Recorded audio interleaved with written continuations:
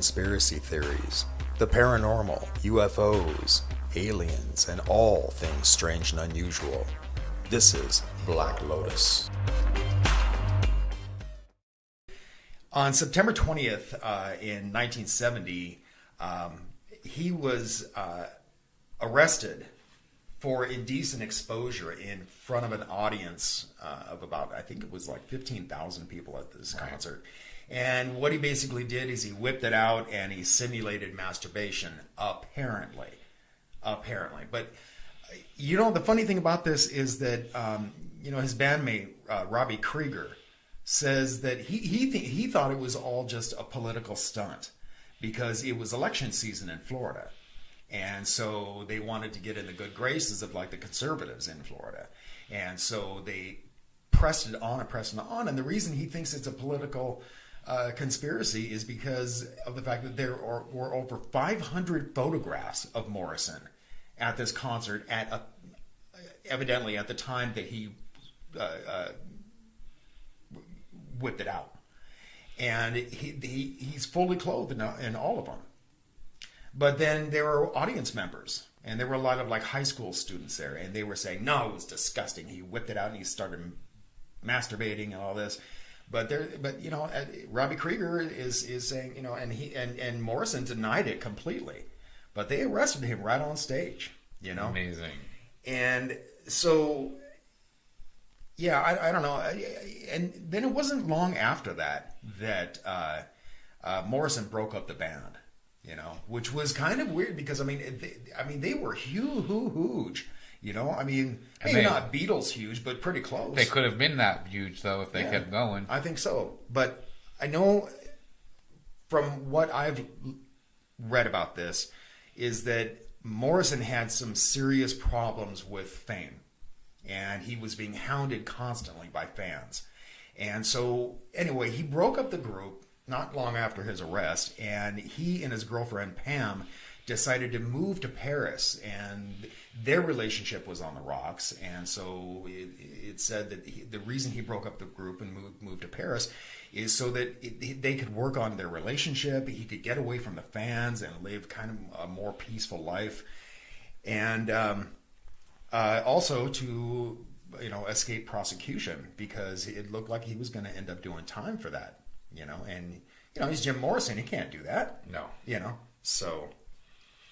But anyway, it wasn't too long after they moved to Paris that Pam woke up in the early morning hours, and he wasn't in bed with her, and she wandered into the bathroom and found him in the tub, and apparently dead of a heart attack induced by a heroin overdose. If that was back in 71. Yeah. So, and now, here's the weird thing about this, is that he was buried with no fanfare whatsoever. Here's this mega superstar, and, he dies, and it wasn't like 3 days later, he's laid to rest in that cemetery, Père Lachaise, where Oscar Wilde is buried, And let me show you a picture of his grave here. But so the weird thing about this is that, it was a very, very small funeral. I think it was Pam and an undertaker and basically his manager. And I think that was pretty much it. Now I understand Pam probably didn't want the throngs of fans around the funeral. I get that. But you'd think that this would be huge news, and it really wasn't. Well, you also until after he was buried. You'd also think they would have done an autopsy before. Right. None was ever done. Yeah. And there's a couple of theories out there, and one is that Pam killed him, and another is that Marianne Faithfull, that old flame of Mick Jagger's, that she had a boyfriend at the time, and he sold him some bad heroin, or maybe too much, a heavy dose of it. And then there's another theory that he just bought heroin and shot up in a bathroom at a nightclub, right? And that he was found there. Yeah. But all these things it's not as though he was murdered necessarily. It's accidental, death by misadventure, because it was a heavier dose than he was used to taking, Yeah, and the nightclub one, it said that the dealer actually overdosed him and actually gave him too much. And the dealer, not wanting to get, caught for this, he's the one that convinced him that he had just passed out. Let's get him into a nice warm bath. Because warm baths are supposed to, like, rejuvenate someone who's having an overdose of heroin. And I obviously failed on him. Yeah. But so they drug him to his apartment and put him in there, and he was found the next morning, like you said. I think that that's a very plausible theory, that he may have been sold just a heavier dose than he was used to. They rolled him up in a carpet, toted him out, and, like you said, put him in a bathtub. But I think by that time, it was too late. You know, and I can also see the theory about Pam, that Pam had shot him up. But I don't know about that, because why would she shoot him up? He was used to doing heroin, so he would do it. Was there money involved if they split up? I don't know. Is there a will? Yeah.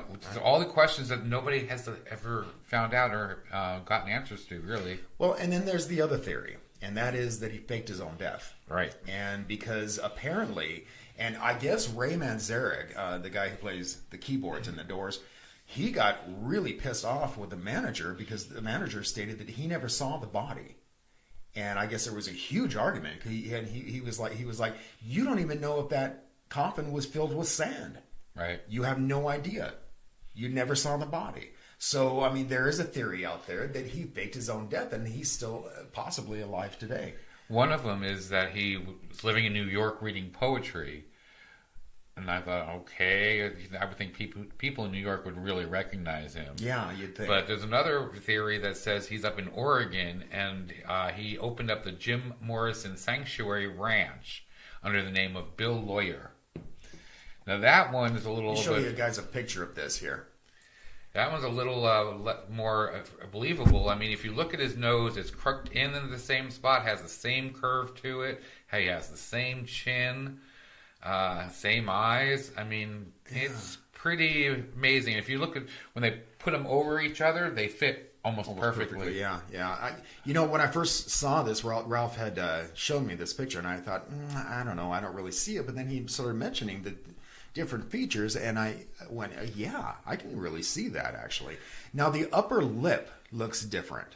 But that may be just due to change from age. He also looked like he's kind of being grumpy in this. He's almost frowning on the right picture. And Jim is not frowning. He's kind of just has a blank look. Yeah. So it could be just when he's pressing his lips down, it makes him look thinner. Yeah.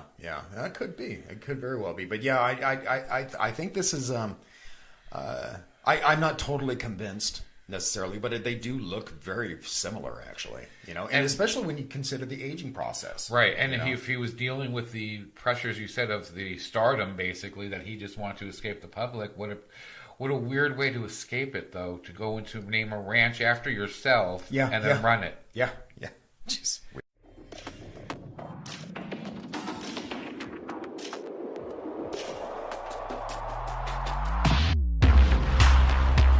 Conspiracy theories, the paranormal, UFOs, aliens, and all things strange and unusual. This is Black Lotus.